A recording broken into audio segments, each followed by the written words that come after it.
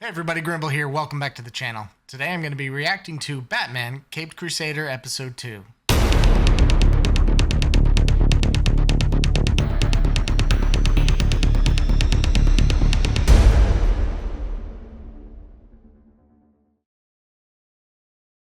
So overall, I really enjoyed the first episode. I thought it was really cool to see Batman in this 1940s film noir universe and setting. Of course, as I mentioned in the previous reaction, it felt a little bit more like the visuals were that and not as much the way people were interacting with each other, the dialogue, just the overall vibe of how people present themselves. Didn't quite feel like I was expecting from a 1940s setting. But overall, I thought it was fine. It was still enjoyable. I was still excited to get into the world. I got invested in it, and it was really fun to dive back into the Bruce Timm universe with a new Batman series. And it was very nostalgic, and I just overall, like I said, really enjoyed it. I did, of course, as I mentioned in the previous episode, have a couple nitpicks, namely being I want to know what it is about this series that I think will separate it from the original 90s Batman series outside of just putting it in the 1940s, right? There's got to be something to this show that does things a little bit differently than things have been done before. And a good example is the My Adventures with Superman series that's currently airing as well. It's very different from the Bruce Timm 90s Superman series, which focused more on Superman as a hero and not as much on his relationships with people and Lois and all of that. Whereas this one focuses mostly on the relationships that Clark has with people. And that's what I really love about this new Superman series. So kind of similar to that, I'm hoping to find something about this Batman series that separates it a little bit from its predecessors. And one thing I thought could be focused more on is the detective part of Batman, because that's not something you really get a lot of focus on, even in the 90s Bruce Timm series and the films and all that. It's mostly about him as the superhero side of things. So that would be, I think, an interesting way to separate this series a little bit from anything else that has been done. And the first episode had a little bit of that, but not more than I saw in like the 90s Bruce Timm series. So I am hoping that as the series goes forward, we do see a little bit more of that. And of course, the biggest surprise of the first episode was the fact that they have changed the Penguin to be a woman. Now, I think it's fine. I think it's an interesting way to update the Penguin in a way that makes him, now her, have a little bit more depth. Now, I do think there are ways to do this correctly. I think simply just making a previous character that was one thing now all of a sudden completely different is not quite the way I would go. I personally would, and I think Stan Lee has said it before, where you write new characters, right? And the best example of this is Miles Morales. He took Spider-Man, who is a very popular character. Rather than just making Peter Parker an African American, he made him an entirely new character. And as we've seen from the Amazing Spider-Man animated films, he's a fantastic character. He's so much fun to watch, and he's so different from Peter that makes him stand out. And it's not the lazy way to go about expanding the diversity of these worlds. The lazy way to me is just take something that has existed and just being like, okay, now it's a woman, or now they're African American. I feel like that's, what they could have done with the Penguin is maybe he had a daughter, right? If they wanted the Penguin to be featured as a woman in this series, maybe the Penguin had a daughter and he is no longer around. He's passed away, right? And he's passed on everything he owns.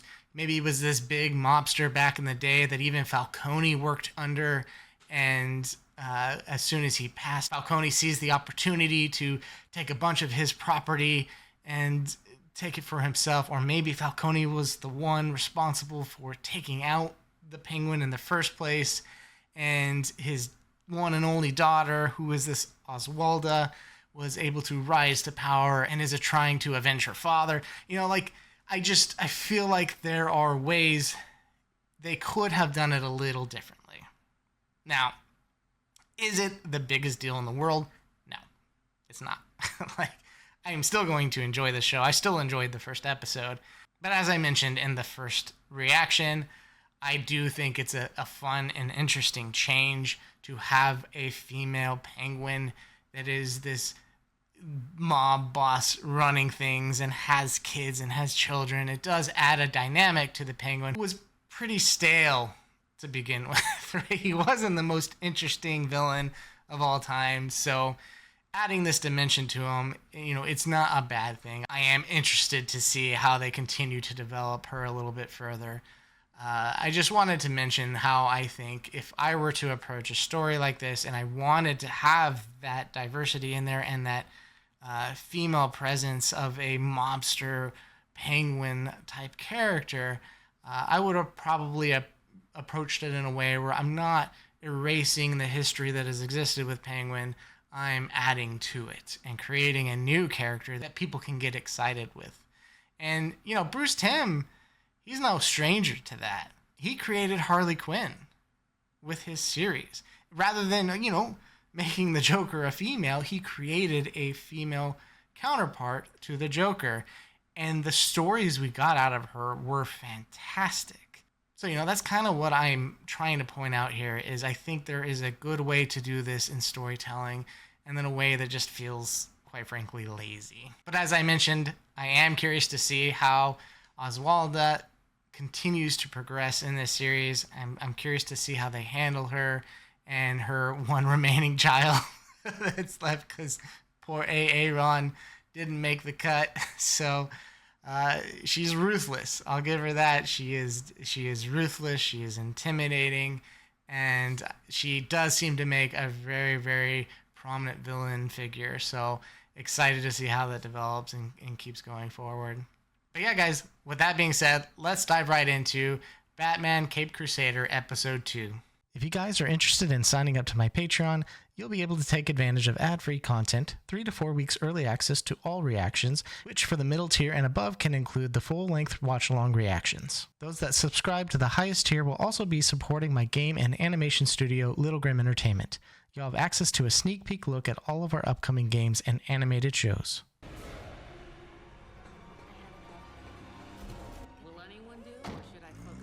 I wonder if this was animated by hand or digitally, because it seems like they've got that sort of black background that they animated on top of in the original series. It does feel very dark, but you know, I mean, I'm sure it's digital these days. Maybe I could just write a check. For what? We're here to talk about a missing woman, not a speeding ticket. Write a check, man. Or I could make a check out to you, Miss Montoya. It's Detective Montoya, Mr. Boy. And not everything is for sale in the city. He's playing the jackass pretty well. Your butler says you dropped Miss Francis off at 11? 10:52. Most people can't do that. Remember an exact time like that? He's not most people. This is Lucius Fox, my lawyer. Lucius. Mr. Wayne isn't Right. a suspect. And yet you dragged him down here instead of interviewing him at his estate. I wasn't aware having What did he do? got you preferential treatment. Nice meeting you, Detective.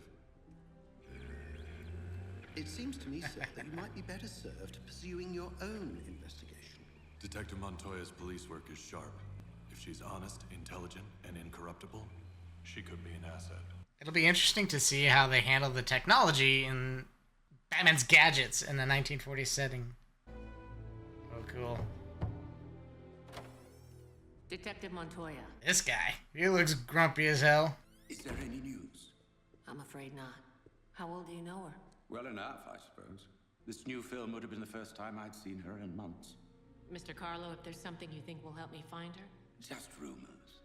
That she was running with the wrong crowd. That she was becoming, well, troubled. In any case, I'm afraid I have a meeting with Edmund Haynes. He's my director on the new film.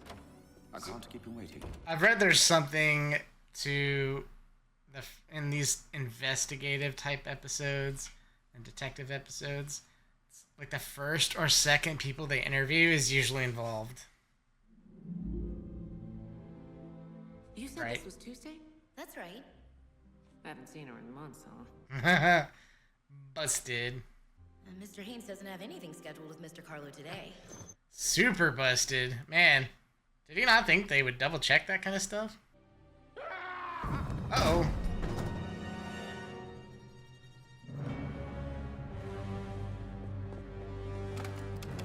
Operator, police, badge 74. Not very, bloody. Oh, man. Oh, 462 Slade Terrace, apartment 3G. what's that? Uh-oh.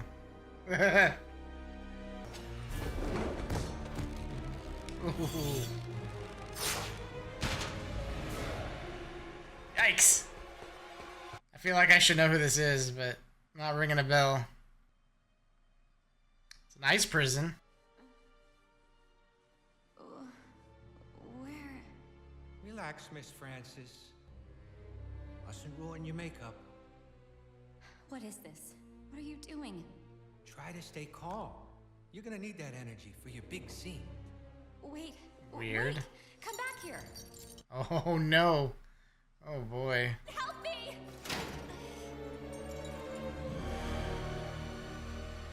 I was so sure Carlo was a suspect. That's creepy. Turns out he was a victim.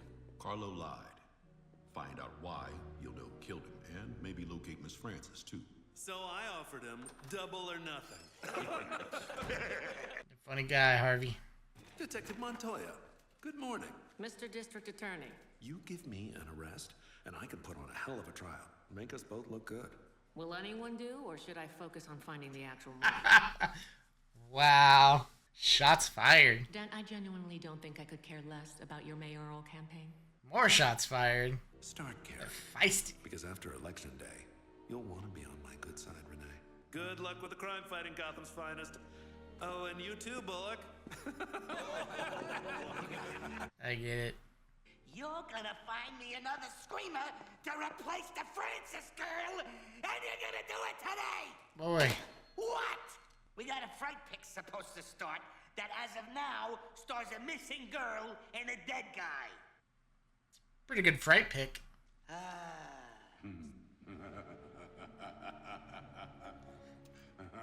Creepy.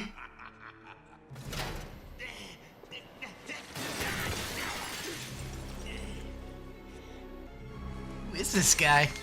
No, don't! Oh no! Oh no! Ow! Anything useful? Some sort of silicate. Peculiar.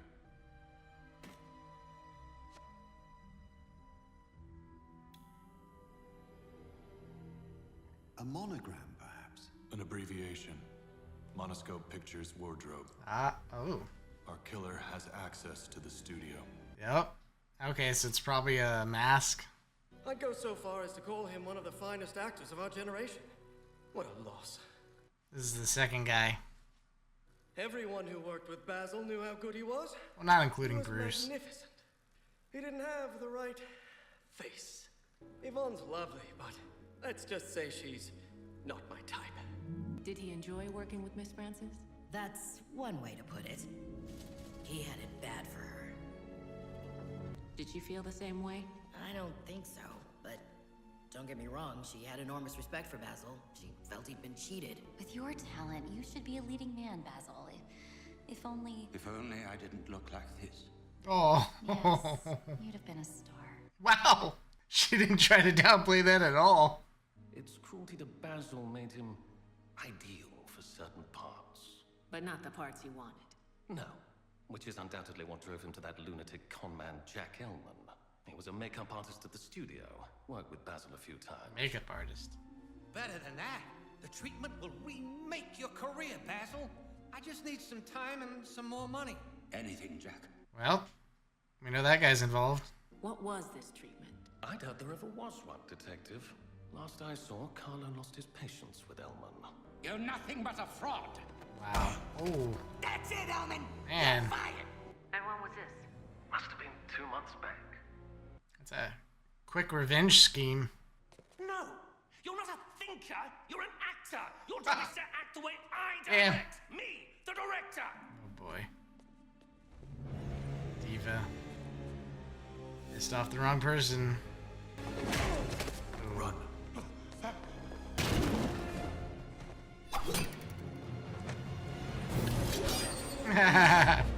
Yes. You killed my father. Prepare to die. Just realized that's a whole different meaning for Batman.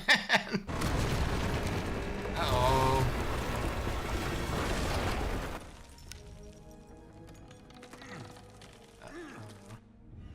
Lucky that was okay.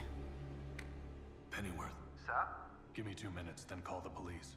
I've found 2 bodies. Lou Valentine and the movie star Daryl Manning. I'd say they've been... Oh, okay. Gross. This is Montoya. I'm in the East End, requesting additional backup on suspect Elman. Jack. This is Flash. We're on the way.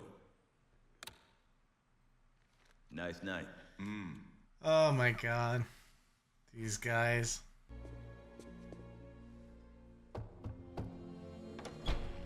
Yes? There he You is. Jack Elman? Yes. Yes, that's me. I've got some questions for you about Basil Carlo. Has something happened to Basil? Mr. Carlo was murdered last night. I had no idea. I'm sorry. But please, we can talk inside. Not good.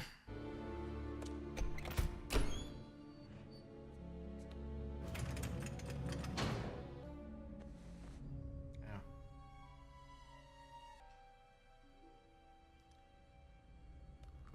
It's not him. It's fake. This isn't Carlo. I'm curious. He played the guy. Find me? He played the guy with the scarf at first. And he killed Carlo. And then he... Oh. Not a mask. I was wrong.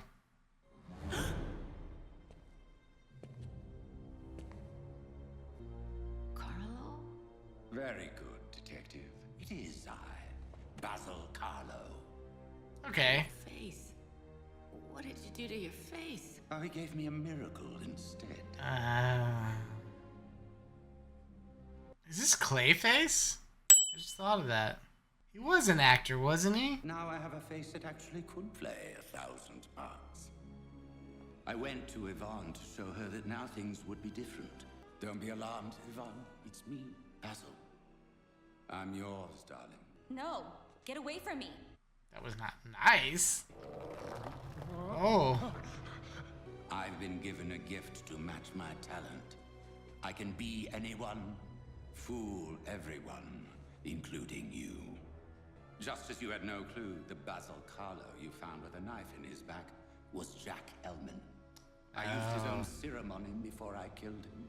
First person.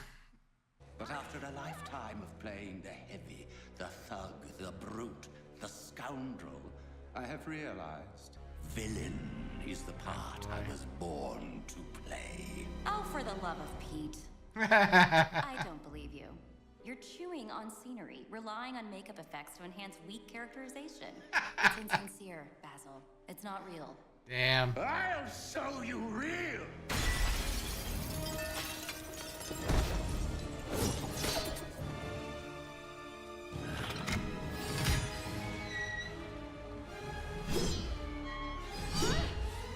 Looks familiar. Oh. Close one. Oh. I really don't want to die here. Close call. Oh.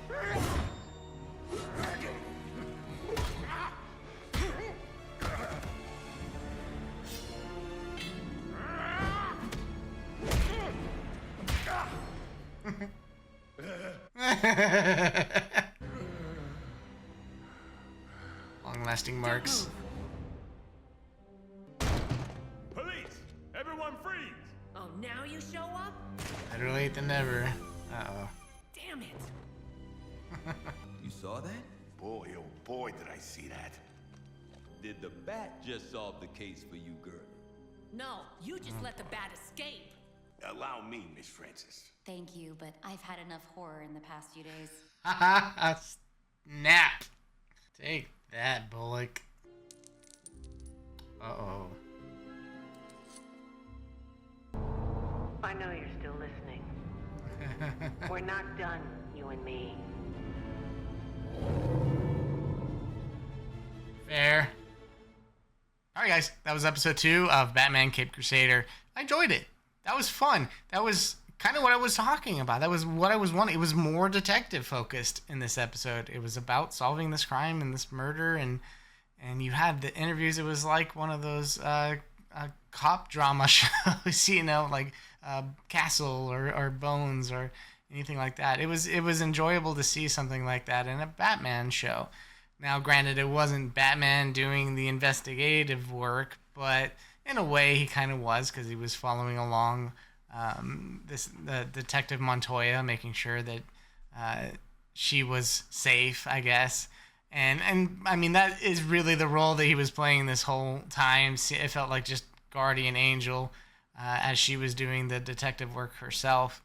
And I think that's what the writers intended. They didn't want Batman doing the work for her. Because, like, as Bullock said at the end, he was like, oh, you're having the Batman do your detective work for you? And she was like, no, like, you just let him get away. And that was true. Like, he didn't do any of the detective work really for her at all. He just tracked her and made sure she was safe, and that was about it. So that was really cool to see, because I think, especially with Batman, or really any superhero, they tend to make the other characters, especially the police and the detectives and all that, just seem insignificant and unnecessary. And, like, almost as if, you know, Batman is doing all the work for an entire police department. And that's not the reality, right? He's only one man, he can only do so much, and the city is so corrupt that it still needs people like Montoya, and good people like Montoya, because obviously Bullock and Flask, I think was his name, they're both dirty, corrupt cops, and there's just so much of it in the city that it needs people like her. And also people like her that are very, very capable and intelligent and good detectives and can still help people that Batman doesn't have time to help. Because at the end of the day, it's still their job. It's still their job to protect and serve. And even though there's a vigilante that is helping out and taking out some of these big crime lords that the cops are kind of bound to the law itself and can't move on these people, you know, that's kind of where Batman steps in. He's outside that law. It's literally the definition of a vigilante. He's acting outside the law and stopping these people from doing anything harmful or wrong to the citizens when the police department themselves are unable to protect them. But that's not to say that the police department can't ever help out and can't do their job. And that was a great episode to showcase something like that. Now, I looked up who Basil Karlo is. I didn't even remember Clayface's actual real name, and it is indeed Clayface, and that makes a lot of sense. It's a very different style for Clayface, but Clayface nonetheless. So it's really cool to see that it's a similar thing that happened in the 90s series. I also remember him being an actor, and I think it was a kind of similar setup, although I don't think he was a terribly hideous looking actor or anything like that. I can't remember exactly what happened to him, but it was a very similar concept where this actor ended up becoming Clayface and being able to shape his body and face at will to these different people. And in the 90s series, he could create weapons and all. He was literally, like, anything that Clay could make, he could make it too. So that was pretty cool, getting to see Clayface in this rendition of Batman. I feel like that's what they're going to be doing with this show. Episode by episode is slowly revealing all of Batman's rogues gallery villains, and I'm here for it. I'm excited. It's been fun so far. Again, it's such a nostalgic throwback for me, and it made me realize that I really didn't know how much I missed these 90s shows with the Batman and Superman. And it's so crazy that we're getting both simultaneously together again. And with a new Superman animated show and a new Batman animated show. Now, granted, it's not both by Bruce Timm, but I think both are doing a fantastic job so far at carrying on the legacy of these two characters and doing it in a fun way that can introduce these characters to the next generation. Now, it still wasn't quite as much the 1940s vibe that I was hoping for, because honestly, there was even that moment where Batman bugged Montoya, and then the next shot is him with one of those old radios, and I forgot for a second. I forgot it was in the 1940s. I was expecting him to have some sophisticated gadget when it cut to him and he was tracking her, and I was like, oh yeah, it would be something like that because it is the 1940s. And so that's kind of my point, is I keep getting taken out of the 1940s in this series and forgetting that it is in fact that time frame. And I think there's a lot of reasons for that, but mostly it's just the way people are interacting with each other and talking with one another. But like I said, I did enjoy the fact that this was more detective focused this time around. I also loved that they gave the police a chance to shine and do the hard work, and Batman was really just there to kind of help them out when they needed it. And yeah, that's all I really got for this episode. Guys, please continue on the conversation in the comments section. I want to know what you guys thought about this episode. Are you guys feeling the same way about the 1940s vibe as I am? Are you hoping they do a little bit more of that? I'm also curious to hear what you guys thought about what I said in the intro. Now, I know we didn't see her in this episode, but in regards to Penguin, and rather than trying to find a creative storytelling way to have a female Penguin in this series, they just said, okay, Penguin's a woman. Like I said, to me, I think it's a little lazy, but it really doesn't bother me at the end of the day. I am still going to enjoy the series. And overall, I think it does add a little bit of a positive change to the Penguin character. And as always, guys, if you enjoyed the content today, please like this video. Subscribe to the channel if you haven't already done so. And also check out my Patreon. A lot of great perks up there. Stuff like ad-free content. You get early access because I'm about 2 to 3 weeks ahead on all of the shows, including this one over on Patreon. So if you want to catch up, you can do that over there. But with that being said, guys, it was a fun episode. I really enjoyed it. Can't wait for the next one. And I'll see you guys in the next reaction.